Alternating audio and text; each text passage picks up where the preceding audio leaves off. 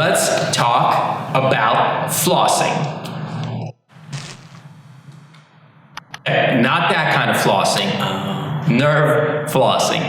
And this is really our go-to when somebody comes in with pain, neck pain or back pain. This is the first thing we teach them. After we go through the exam, move them around, get some objective measures, this is something that hardly ever gets taught or talked about. Now let's talk about the science behind this first.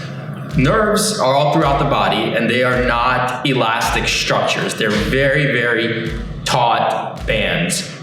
So when you have movement from top to bottom, you're essentially moving the nerves through tissues. Now it sounds like this is a lot and it actually will feel like a lot when you're doing it because they're so sensitive, but it's very little motion that happens internally because the body inside is really frictionless, which is amazing. But these nerves do move around and you can put some tension on them. So it's more tension than actual flossing, but we call it flossing because it's easier to visualize. So let's go through nerve flossing for the lower body, which involves some low back pain, some hip pain, and for the upper body. So if you have upper back pain or neck pain or tingling in the arms, these can be really, really effective. Ryan's gonna show you how to do them. Let's get into it.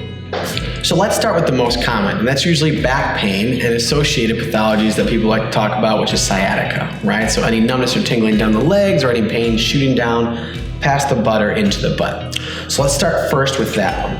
What we're gonna do is have Gene get into a position that actually tightens up or puts the floss on tension, that is the nerves that lead into the low back and into that sciatic nerve. So what I have him do first is he's gonna get into a slouch posture, right, as best he can, head hanging down just like so.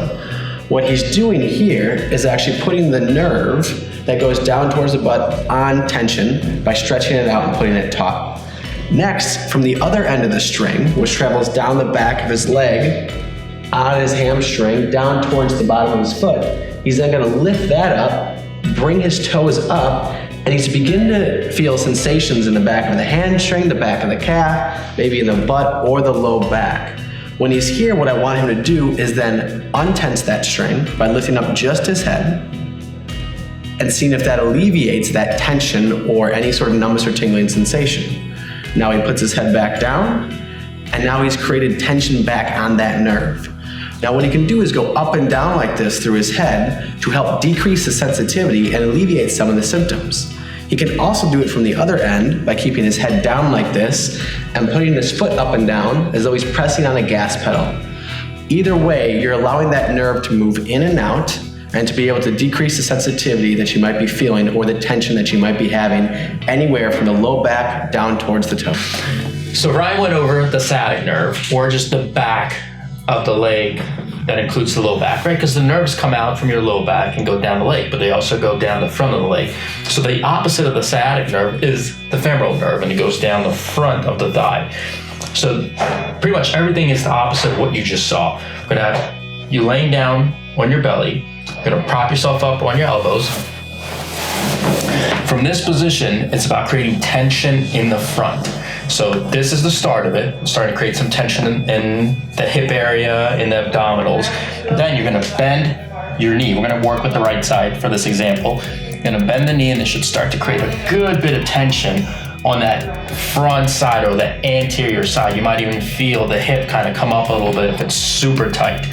And then it's about movement back and forth and not holding that position for too long because you're gonna either cramp up or just light yourself up from the soreness, because nerves, again, are very sensitive, and if it's already irritated, you don't wanna do it anymore. So you wanna move back and forth, and you wanna start to feel the symptoms going down, meaning if you have tightness or nagging ache, that should start to get better, not get worse. If you're doing this and it's getting worse, you're either doing it wrong or it's not the right thing for you to do. So again, moving back and forth. If it starts to get better, you can actually start to do a little bit more tension and go a little bit deeper. So in this position, you're gonna bend the knee, you're gonna bring the head up, and you're gonna point the toes up. That creates a ton of tension, and you can start to arch up even more, right? So it's about creating that tension on the front, and then moving back and forth. Back and forth. So this moves the femoral nerve, moves the nerves in the front of the hip, front of the low back that go down the leg, into the front of the thigh, even down to the shin and foot. If you feel a lot of tightness in front of your foot, or your shin, this could be a game changer for you and feel amazing. Give it a go. All right, so that's the femoral nerve flossing. Now, as with everything, it can be a lot more complicated. Gives you an idea, something to do at home to try out. A couple things. Nerves do not like to be sustained in the same position. We've said this throughout the video. If it feels worse as you're doing it, back off. If you're doing it and it gets better, then you can get a little bit more tension on it. The other piece of it is some symptoms, some serious symptoms you need to be aware of, like. So if you're having bowel or bladder changes, right, that means your pee or poop is changing drastically or acutely. You need to get help from a professional. If you have numbness and tingling that is getting worse and worse and worse, or you have complete muscle control loss of your foot or any muscles that go to your hands or feet, you need to go seek some professional help. So go see a clinician, go see a primary care physician, or something along those lines if those symptoms get drastically worse in a short amount of time. So if all those symptoms check out, nothing serious is going on. Remember, the whole point of doing these nerve flosses or really anything to modulate pain is to be able to move and be active again, because that's the only way for your nervous system to really process it and get better. So if you like this video, go check us out at rechargexfit.com or subscribe to our YouTube channel at RechargeXFit. And Instagram at RechargeXFit.